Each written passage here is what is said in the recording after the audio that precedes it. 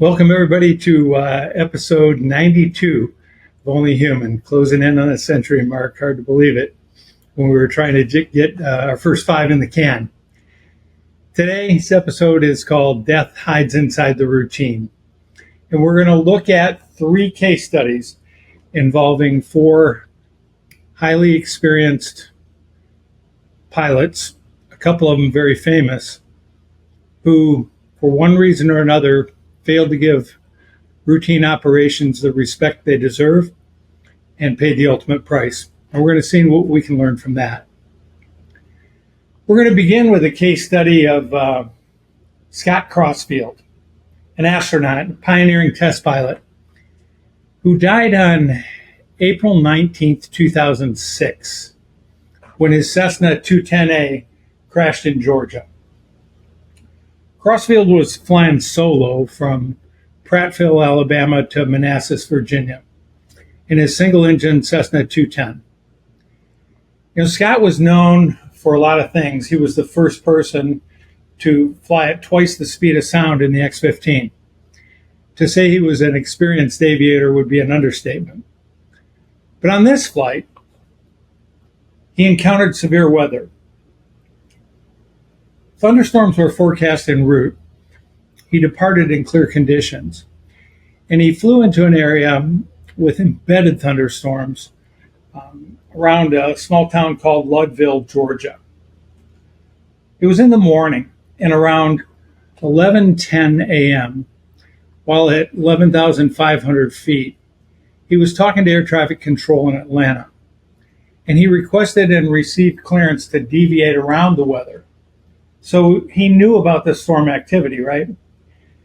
And in the aftermath, when they went back and did the accident investigation, radar showed that his plane flew directly into a level 6 thunderstorm. Now, that's the most severe category there is. And it's characterized by heavy rain, hail, and extreme turbulence. And the storm was part of a cluster of intense thunderstorms that air traffic control had warned him about. But they didn't explicitly vector him to avoid that specific cell. So he was on his own. He knew about the weather. He believed he was navigating around it, and yet flew right into it. The NTSB, National Transportation Safety Board, report indicates that his aircraft encountered violent turbulence within the thunderstorm and just literally broke apart in midair due to those extreme forces. The wreckage was scattered over a 5-mile area in rugged wooded terrain. It was horrific.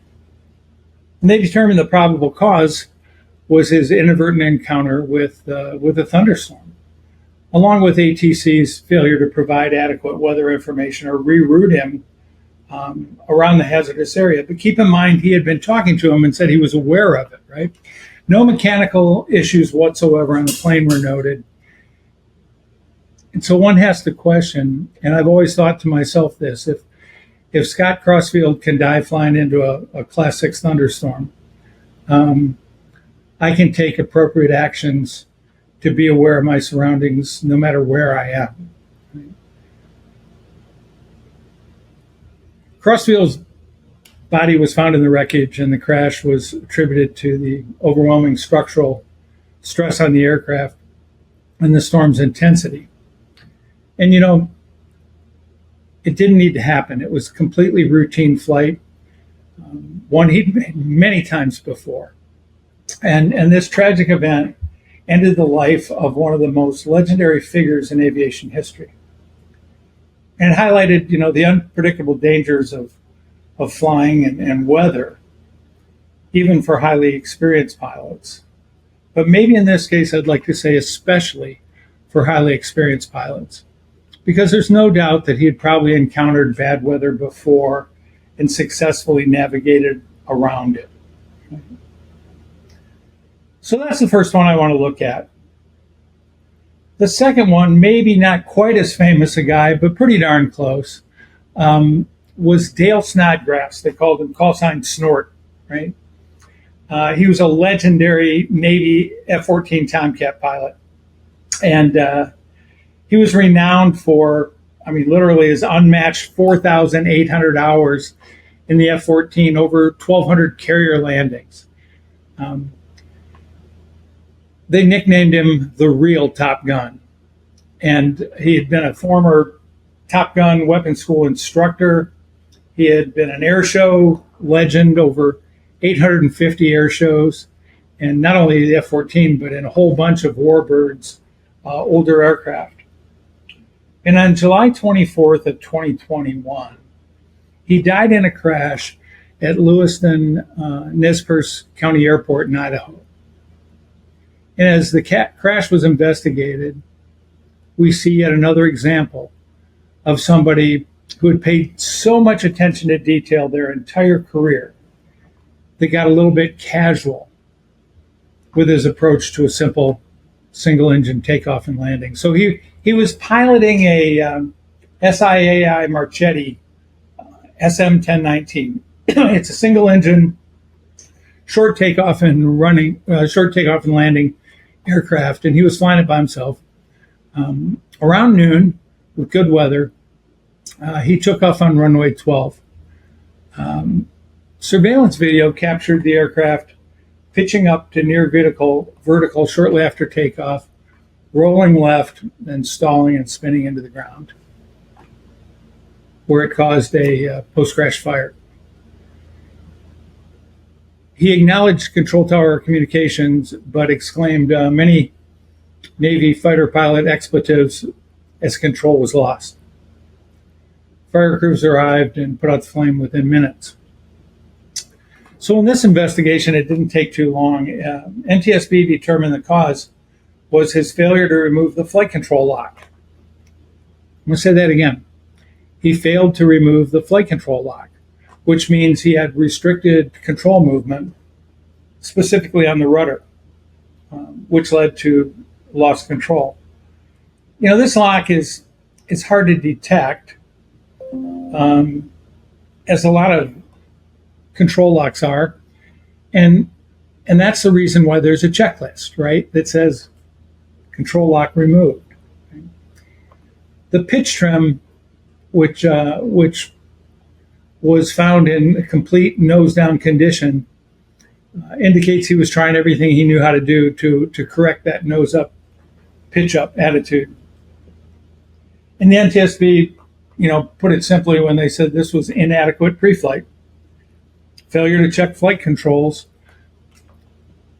And despite this guy's reputation for thoroughness, somehow he made the simple mistake of not doing a flight control check and not using his checklist on a walk around.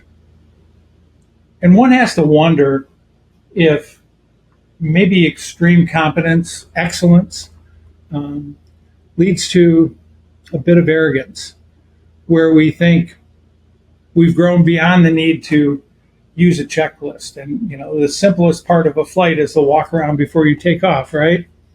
So once again, death lied within the routine. Unlike Crossfield's crash, this occurred in clear weather, and pilot error was the primary factor, which it probably was also in Scott Crossfield's crash. And it highlights the critical need for by-the-book, using the checklist, pre-flights, even for highly experienced pilots, maybe especially for highly experienced pilots. And once again, it led to a tragic end to a storied aviation career. Now, it's interesting that both Crossfield and Snodgrass are remembered now for their last flight, not for the thousands and thousands of hours and successful careers they had prior to that. What a humbling epitaph to leave on a headstone, right? Well, I'm going to go to another one. It's very similar to this one. Many of you that watch this podcast probably are aware of it. It involves a crewed aircraft, though, this time. Two pilots aboard a Gulfstream 4. where on May 31st, 2014, their aircraft was operated by a company called Horizon Ventures. It was operating under Part 91 rules, which means they're not making any money off of this flight. They can probably, they were transporting passengers that had paid for their service to the company, right? But they're not a charter aircraft. They're not an airline. They're a private jet. And the flight was taking off out of Hanscom Field in Bedford, Massachusetts. And it crashed after they attempted an abort, a rejected takeoff. And we'll see the causal factors here in just a second. They were destined for Atlantic City, and they carried pilots James McDowell and Mike DeVries, along with flight attendant named Teresa Ann Benhoff, and 4 passengers, including the Philadelphia Inquirer co-owner Lewis Katz. And all 7 of them perished when the aircraft burst into flame off the end of the runway. So what went down here?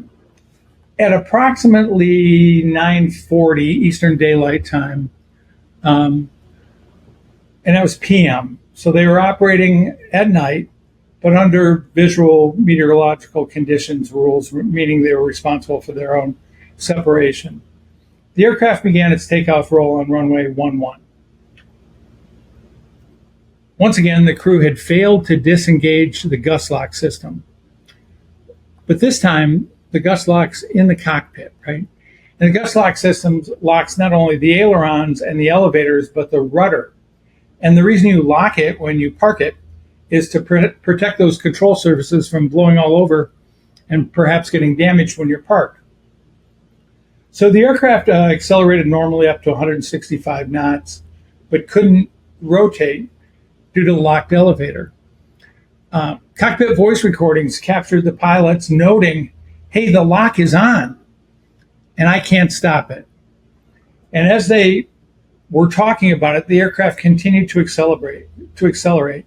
Had they immediately rejected the takeoff, it's likely they would have had enough runway to stop, or at least into the overrun, and prevented the fatalities. But the crew didn't make that decision. They delayed aborting the aircraft, even though they knew their flight controls were locked, right? And they passed decision speed and activated the thrust reversers a full 10 seconds after recognizing the issue. Now, that may not seem like long to you, but when you're rocketing down the runway in a high-performance business jet, 10 seconds is an eternity. And that was a long enough time, a long enough delayed decision to force that. After that, it was all physics, right? The aircraft overran the 7,000-foot runway by almost 2,000 feet.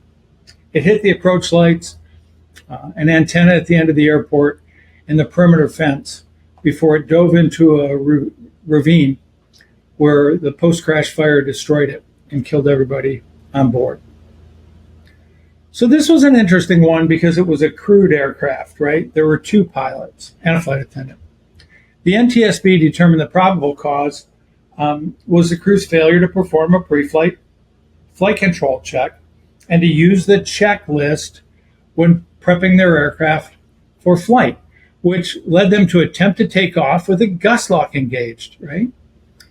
And then, upon realizing it, their delayed rejection of the takeoff. Now, what was interesting here is because these are highly digitalized aircraft and it saves information from past flights,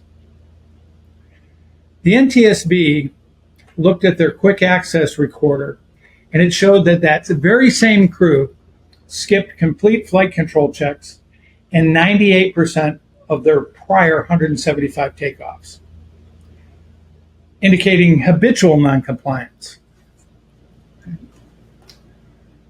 So how do 2 highly experienced, highly professional pilots fall into a habit of not doing one of the most basic safety checks that every pilot knows? Now, I've flown airplanes for a long time, and I can't think of a time when I didn't check the flight controls when the checklist called for it, but also what I call my dead man's check just prior to taking the runway.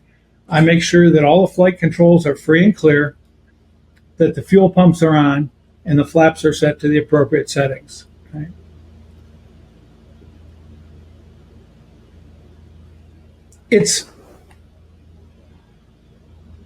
It's almost unbelievable to me that a crew could fall into this type of habit pattern.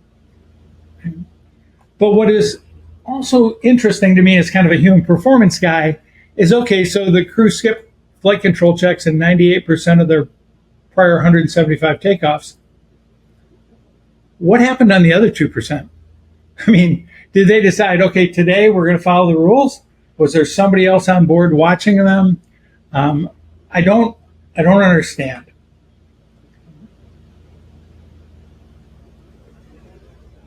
All three of these case studies indicate something very similar, and that's we tend to get complacent and perhaps overly complacent with more experience. We develop bad habit patterns, and we need to realize in everything we do in life, not just flying airplanes, but there's real danger inside the routine of everyday operations. Right? And it doesn't really matter what it is. Right? Whether it's maintaining our car, rolling through a stop sign, taking that one last look before we merge onto a freeway, whatever it is, we tend to think when it's something we do all the time and we've never had a problem before, that we will never have a problem in the future.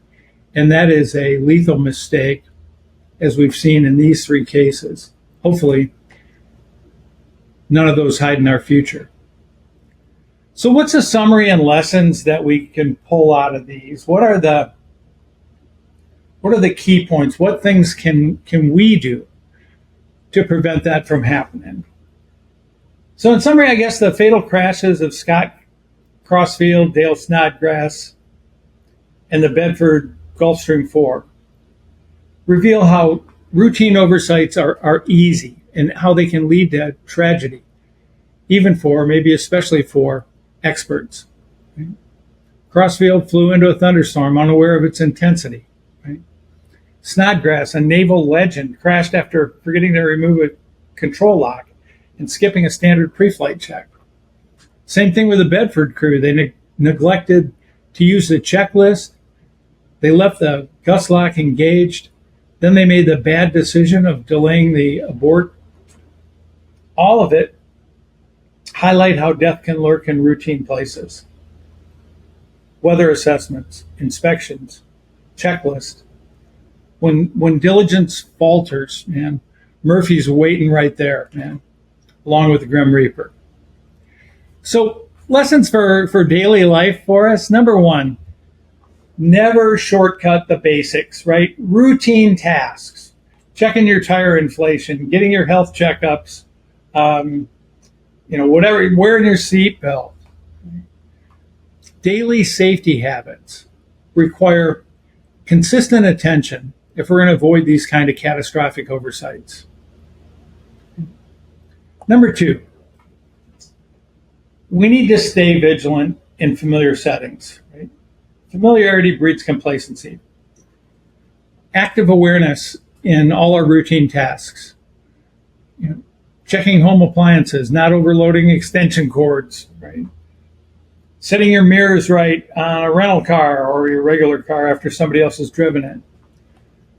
All are simple things that are easy to overlook. And here's the thing, in daily life, we don't have a checklist for a lot of these things. They have to be built into habit patterns of vigilance. Okay? Number three, act swiftly and decisively on any red flags. Hesitation, as in the Bedford crew's delayed abort, reminds us we need to address warnings promptly, right? Whether it's a check engine light on the dashboard, right? Or a simple health symptom that we choose to ignore because we're too busy to go to the doctor and get it checked out. And then finally, trust but verify your systems. Right? Flawed systems. The Gulf Stream's gust lock is one of those things that is designed. I mean, it works exactly like it's designed, but it's pretty hard to see if it's on or off. Right? Same thing with the pin for Snodgrass's aircraft. It's not easily visible. That's why they have a checklist, and that's why it's verified on a crew aircraft between two people. They highlight the need to confirm that everything's working as it should. So I want to wrap this up by saying that a lot of times we think it's extreme conditions that are going to get us something completely out of the ordinary that jumps out and grabs us. But far more frequently, the danger and the routines connect with some other factor out there. Maybe you've merged on that freeway a dozen times at highway speed, took one quick glance in that side mirror, thought you had room and moved in. But today, that semi-truck's traveling 90 miles an hour, not 65. And you didn't have the space that you needed.